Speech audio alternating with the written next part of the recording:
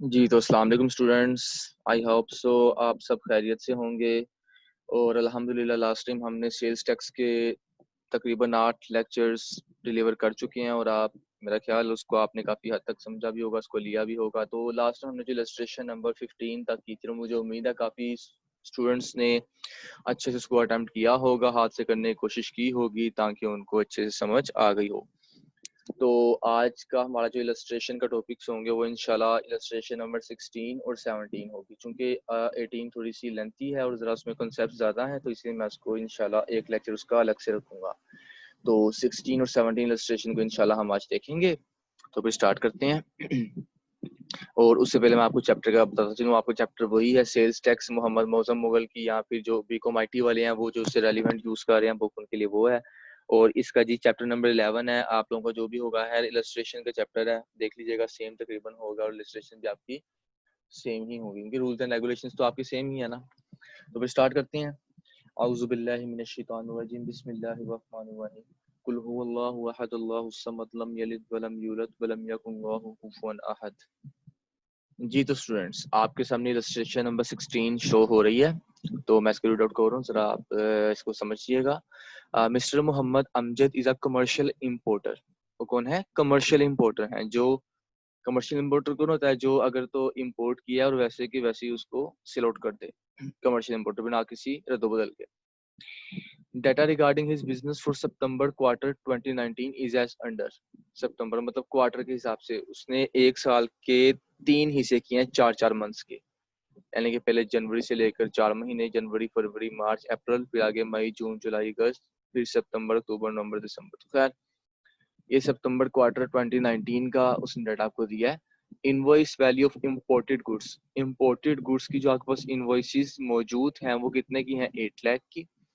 B में value determine for customs duty eight the stage of import, ये थी जो मैं आपको बात करता था कि अच्छा उसने जो वैल्यू डिटरमिन किया ना, जो कस्टम ड्यूटी लगी है eight the stage of import, जब उसने इम्पोर्ट की, बंदरगाह पर माल पड़ा हुआ था, वहाँ कुछ कस्टम्स टैक्स वगैरह ड्यूटीज वगैरह आयद होती हैं, वो लगी हैं।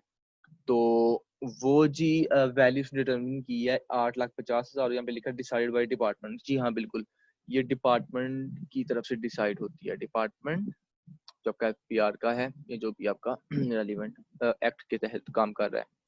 उसके बाद कस्टम्स ड्यूटी आपके पास है 1 लाख, ये अलग से है। ऊपर वाली डिटरमिन किया डिपार्टमेंट ने eight the stage of import, और ये कस्टम ड्यूटी नीचे आपकी 1 लाख अलग से है। उसके बाद डी में उसने बोला taxable supplies to registered person. आपने टैक्सेबल सेल्स की हैं, मतलब आप उस पर आउटपुट टैक्स कैलकुलेशन करोगे। ये कितने की आपकी हैं जी? 15 लाख की। रिक्वायर्ड क्या है आपके पास? Calculate sales tax liability. जी तो स्टूडेंट्स, आपके सामने इलस्ट्रेशन नंबर 16 का सॉल्यूशन मौजूद है। इसको आप देखें। आपको सबसे पहले कैलकुलेशन करनी होती है सेल्स टैक्स चार्जेबल की, कि कितना आपका चार्जेबल था। और उसके बाद आपने इनपुट टैक्स एडजस्टमेंट वगैरह लगाकर जो भी आपने सारा काम करना है वो करने के बाद आपने देखना होता है कि आपका पेबल कितना रह गया। चार्जेबल और पेबल में आपका ये फर्क है। कोई आपसे पूछ लीजिए सेल्स टैक्स चार्जेबल और सेल्स टैक्स पेबल में क्या फर्क है? चार्जेबल जो उस पर चार्ज होना था, और पेबल जो उस पर पे होना है। तो दरमियान में आप एडजस्टमेंट्स वगैरह सारी कर ले तो फिर आपका पेबल निकलता है। अच्छा जी, आउटपुट टैक्स आपने देखना है 15 लाख पर 17% आपने लगाया तो 2,55,000 आ गया। 2,55,000 वो आपने इसके सामने लिख दिया। उसके बाद आपने इनपुट टैक्स एडजस्टमेंट लगानी है। तो total value at import stage, import stage यानी कि at the stage of import कितनी उसकी वैल्यू थी वो आपने देखनी है। और उसके बाद जी तो स्टूडेंट्स, ये आपने देखा इनपुट टैक्स एडजस्टमेंट में, क्योंकि आउटपुट टैक्स आपका जितना भी आ गया वो आपने लिख दिया 2,55,000। उसके बाद आपने निकालनी है इनपुट टैक्स एडजस्टमेंट, और वो निकालने के लिए आपने जी सबसे पहले लिखना है total value at import stage. और इंपोर्ट स्टेज पर आपकी टोटल वैल्यू कितनी थी? 9,50,000। हालांकि इसमें 8,50,000 दी हुई आपका एक क्वेश्चन बनता है। तो इस क्वेश्चन का सोल्यूशन मैं जरा इसको तुरंत चेक कर रहा हूँ, स्क्रॉल कर रहा हूँ। ये देखें जी, नोट में लिखा हुआ है value determined at import stage कितनी थी? 8,50,000। और उसमें कस्टम ड्यूटी आपने ऐड कर दी 1 लाख। तो कितनी आपकी टोटल वैल्यू होगी जो कि इंपोर्ट स्टेज पर कस्टम ड्यूटी के साथ आपने ऐड किया? वो जी 9,50,000 होगी। और उसी पर आपने 2,50,000 पर आपने ले लिया है 17%, तो आपका आ गया 1,61,500। लेकिन हमने एक बात की थी in case of commercial importer कि अगर तो उसने इंपोर्ट स्टेज पर कुछ टैक्स पे किया है तो उसका हम 3% मजीद ऐड करते हैं। तो यही वजह हमने 3% फिर मजीद एडिशनल टैक्स लिया हुआ है। तो 9,50,000 पे आपने 3% लिया तो आपका 28,500 आ गया, उसको आपने उसमें ऐड किया 1,61,500 में, टोटल अमाउंट आपकी आ गई 1,90,000। तो जी 2,55,000 में से आपने 1,90,000 को लेस किया तो आपका जो सेल्स टैक्स पेबल है वो है जी 65,000। अब इसमें एक बात है जो मैं आपको बताता हूँ, मैं वापस वो इलस्ट्रेशन शो करता हूँ आपके सामने, आपको उसका अंदाजा हो जाएगा।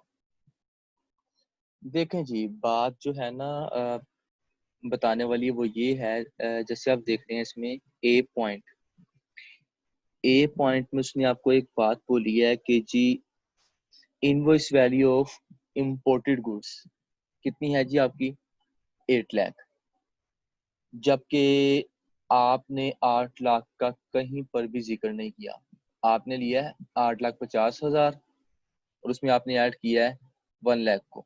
टोटल जो आपका आया था वो 9,50,000 आया था, उस पर आपने 17% लिया और 3% मजीद लिया, तो आपने उसको टोटल को लेस कर दिया उसमें। अच्छा, अब इसकी वजह क्या है कि हमने 8 लाख को क्यों नहीं लिया?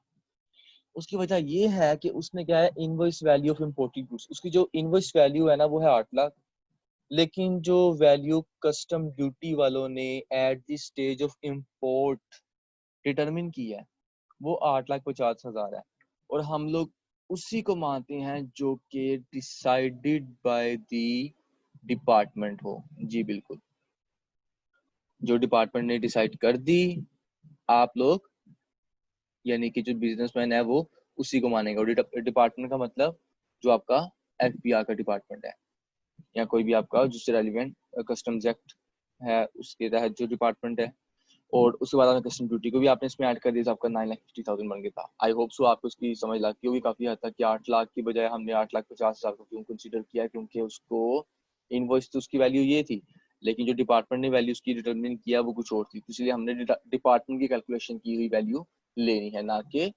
जो हमने अपनी कैलकुलेशन की यहाँ पे जो जिसने इम्पोर्ट किया एक्सपोर्ट किया उसकी। तो इलस्ट्रेशन नंबर 17 की तरफ हम लोग पढ़ते हैं फिर। जी तो स्टूडेंट्स, आपके सामने इलस्ट्रेशन नंबर 17 शो हो रही है। मिस्टर शरीफ सिद्दीक। अच्छा, आपने याद रखना है, जो मैं आपको बार बार एक ही बात करता हूँ कि हमेशा आपने जिस वक्त पढ़ते हो ना इसको, प्रॉब्लम को या इलस्ट्रेशन को जो भी आपकी होगी, पढ़ते हुए ही आपको पता होना चाहिए कि ये मैन्युफैक्चरर है, होलसेलर है, रिटेलर है, क्योंकि उसके उसके मुताबिक भी रेट्स होते हैं, आपने उसके मुताबिक चार्ज करना होता है। तो क्वेश्चन का जो मेन पॉइंट था वो यही होता है कि वो पर्सन है कौन। तो जी mister Sharif Siddiq is engaged in assembling of air conditioners, assemble कर रहे हैं मतलब मैन्युफैक्चर कर रहे हैं। Is registered with sales tax, वो रजिस्टर्ड है। Following his data of September 29, उसका जी डाटा आपको दिया गया है। Sales to registered person 55 lakh, sales to non registered person. अब ये पॉइंट है जो मैंने आपको बताना था कि अगर नॉन रजिस्टर्ड पर्सन को सेल करते हैं, उससे परचेज करते हैं, तो क्या हम लोग उसकी कैलकुलेशन करेंगे। बहुत सिंपल है और बड़ा कंसेप्चुअल है। वो 10 लाख की आपकी sales to non registered person, और जीरो रेटेड सप्लाईज हैं जी आपकी 6 लाख। उसके बाद purchases from registered person 8 lakh, purchases from non registered person 4,50,000, और इम्पोर्टेड गुड्स जो कि टैक्सेबल है 12,50,000। और आपको रिक्वायरमेंट है calculate the sales tax payable by mister Sharif Siddiq. तो देखें, ऊपर आपकी जो सप्लाईज आ गई और नीचे वाली आपकी इनवॉइसेस आ गई, मैंने तीनों को इकट्ठा करके ध्यान रखता कि आपके लिए आसानी हो। तो हम बढ़ते हैं सोल्यूशन की तरफ। जी तो स्टूडेंट्स, आपके सामने इलस्ट्रेशन नंबर 17 का सोल्यूशन शो हो रहा है, और सेल्स टैक्स चार्जेबल पहले आपने एक हाइडिंग देनी है, उसके बाद अपने आउटपुट टैक्स कैलकुलेशन करनी है। आउटपुट टैक्स का पहले टोटल लेंगे। सेल्स टू रजिस्टर्ड पर्सन थी 55 लाख की, sales to non registered person थी 10 लाख, टोटल आपकी होगी 65 लाख। उसके बाद आपने जीरो रेटेड अलग से कैलकुलेशन करनी है, वो आपने अलग से लिख दिया, 6 लाख आ गया। फिर आपकी टोटल आउटपुट आ गई 71 लाख, पहले आपने टोटल आउटपुट निकाल ली। अच्छा, उसके बाद आपने निकालनी है इनपुट टैक्स एडजस्टमेंट, और इनपुट टैक्स एडजस्टमेंट निकालनी है आपने परचेजेस फ्रॉम रजिस्टर्ड पर्सन थी आपकी, जितनी उसकी अमाउंट थी 1,36,000। अच्छा जी, आपका 1,36,000 कैसे आया है? आपने जो रजिस्टर्ड पर्सन से परचेज की थी उस पर आपने 8 लाख पर 17% लिया, फिर purchase from non registered person थी।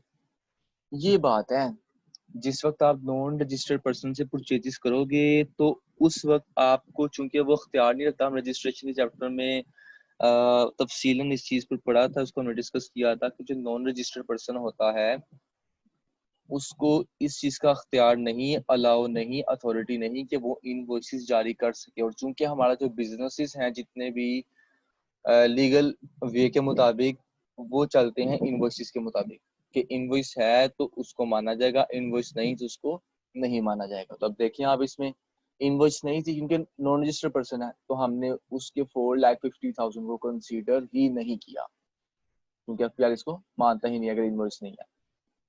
खैर, आपको फ्रॉड करना हो तो जी लोग फेक इनवॉइसेस बना लेते हैं, लेकिन खैर हम लोग अपने न्यूमेरिकल तक देखें तो उसमें नो ट्रीटमेंट है इसका, अगर तो उसको इनवॉइस नहीं है। उसके बाद टैक्सेबल इंपोर्टेड गुड्स कितने के थे? 12,50,000 के, उस पर आपने 17% लगाया, 2,12,500 आपका आ गया। उसके बाद टोटल जो इनपुट टैक्स आपका बना है वो तकरीबन आपका बन गया है 1,36,000 और 2,12,500 को ऐड करके 3,48,500। और ये मैंने क्रॉस लगाया हुआ है, वो जी उसके सामने नहीं लिखना था बल्कि उसके नीचे लिखना था, टोटल इनपुट टैक्स के नीचे। तो आपने इसको कंसीडर नहीं करना, आपने 3,48,500 को नीचे ही लिखना टोटल इनपुट टैक्स के। उसके बाद आपने करनी है अपॉर्शनमेंट। आपने पहले टोटल आउटपुट कैलकुलेट की। अब थोड़ा तरीका चेंज हुआ है, अगर दो तीन किस्म की सप्लाईज है ना, दो तीन किस्म की परचेजेस हैं, इनके मतलब परचेजेस फ्रॉम रजिस्टर्ड और नॉन रजिस्टर्ड पर्सन, ये सब बातें बीच में हैं। यहाँ सेल की आपने रजिस्टर्ड नॉन रजिस्टर्ड को इम्पोर्टेड भी है, जीरो रेटेड भी है, तो उस सूरत में आपने फिर ये अपॉर्शनमेंट करनी है और आपने इस तरह से कैलकुलेशन करनी है। टोटल आउटपुट कर ली, इनपुट टैक्स एडजस्टमेंट कर ली, फिर आप करेंगे अपॉर्शनमेंट ऑफ इनपुट टैक्स। तो टोटल टैक्सेबल सप्लाईज जो आपकी थी वो थी 65 लाख। अच्छा, अब देखें, आपने सेल किया रजिस्टर्ड नॉन रजिस्टर्ड दोनों को, तो उस सूरत में आप टैक्स तो पे करोगे अगर आप नॉन रजिस्टर्ड को पे सेल कर रहे हो, लेकिन उसकी सूरत में रिफंडमेंट नहीं ले सकते, ये बात है। तो जी ये 65 लाख आ गई टर्नओवर आपकी। उसके बाद इम्पोर्टेड गुड्स आ गए टैक्सेबल, वो थे आपके 6 लाख रुपए के। और इसके अलावा आपने इसका लगाना है चेक, और चेक लगाने का तरीका मैंने आपको बताया था, जो कि आपके फॉर्मूले के मुताबिक लगता है। और फॉर्मूला क्या था? आई होप सो आपको याद होगा। Input tax divided by total turnover multiplied by जितना उसका वो आप जिसको कैलकुलेट कर रहे हो। अगर तो नॉन रजिस्टर्ड रजिस्टर्ड दोनों को टोटल टैक्सेबल को कर रहे हो तो उसकी अमाउंट 65 लाख है। अगर तो इम्पोर्टेड को कर रहे हो तो उसकी अमाउंट जो कि 6 लाख है। तो ये आ गई आपकी 3,19,049 और इम्पोर्टेड गुड्स का इनपुट टैक्स आ गया जो कि एडजस्टमेंट है, अपॉर्चमेंट है, वो है 29,455 तो ये टोटल किया आपने 3,48,500। अगर चाहे तो आपका मैच कर गया ऊपर वाले से, जो टोटल इनपुट टैक्स था आपका 3,48,500। सो दैट्स मीन्स कि आपका आंसर बिल्कुल ठीक आया, अभी तक आप ठीक जा रहे हैं। यानी कि अगर ये वाला आंसर और ये वाला आंसर आपका मैच कर गया है नीचे वाला, तो इसका मतलब है कि आप काम ठीक कर रहे हो अभी तक।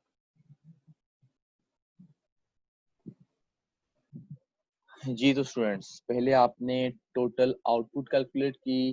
टोटल आउटपुट कैलकुलेट करने के बाद आपने इनपुट टैक्स एडजस्टमेंट कैलकुलेट की। उसके बाद आपने अपॉर्शनमेंट ऑफ इनपुट टैक्स किया। फिर आपने सेल्स टैक्स लायबिलिटी कैलकुलेशन करनी है।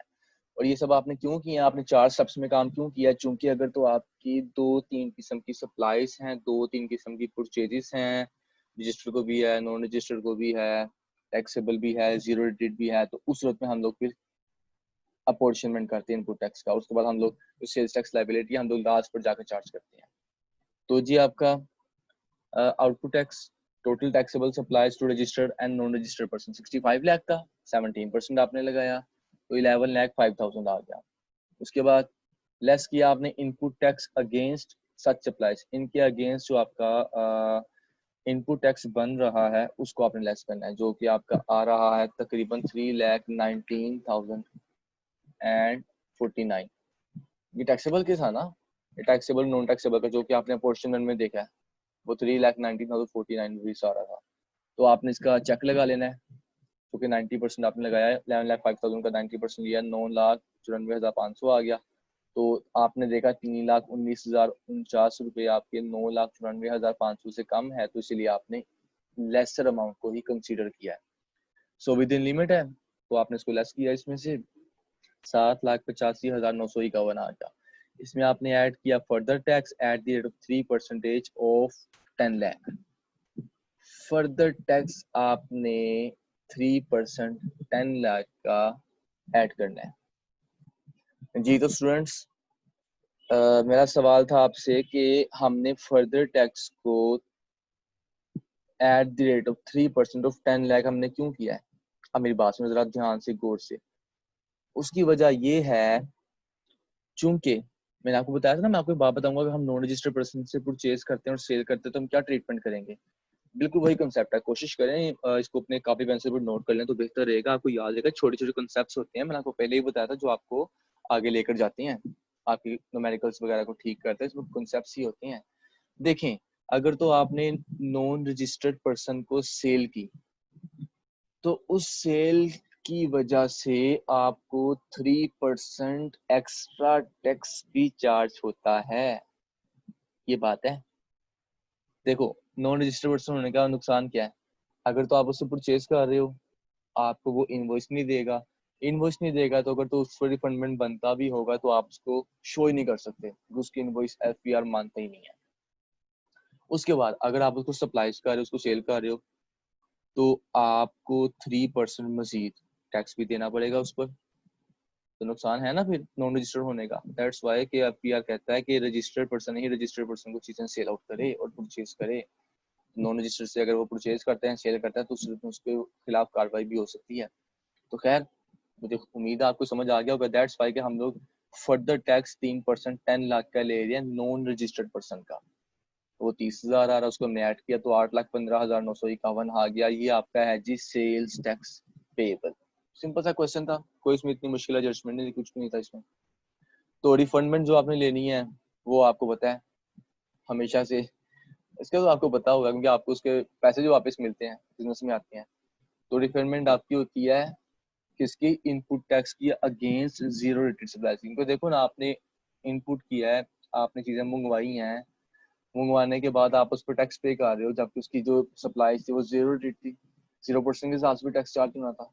लेकिन आपने टैक्स पे कर दिया तो वही टैक्स आप हुकूमत से वापस ले लोगे। तो 29,451 आपका बन रहा था। और कैसे बन रहा था? आपने जो अपॉर्चुनिमेंट की थी वही input tax divided by total turnover multiplied by जिसको आप कह रहे हैं इम्पोर्टेड है, 0 रेटेड है या एग्जेम्प्ट है या फिर टैक्सेबल है। तो वो आपने किया तो आपका ये आ गया 29,451। तो ये देखिए नीचे किया हुआ है नोट वर्किंग 1 वर्किंग 2 का।